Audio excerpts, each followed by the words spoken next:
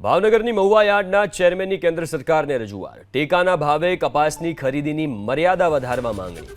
12 મણની જગ્યાએ 22 મણ કપાસની મર્યાદા રાખવા માંગ કરી છે। રજિસ્ટ્રેશનની મુદત પણ વધારી 26 જાન્યુઆરી કરવા માંગ। સીસીઆઈએ ટેકાના ભાવે કપાસની ખરીદીની કરી છે જાહેરાત। માત્ર 12 મણની મર્યાદા અયોગ્ય હોવાથી ચેરમેનની રજૂઆત। સરકારશ્રીમાં રજૂઆત કરેલી છે પત્ર દ્વારા કે બોટાદ જિલ્લાની અંદર વીઘે 17 મણ લેવાય છે, જામનગર જિલ્લાની અંદર વીઘે 22 મણ લેવાય છે।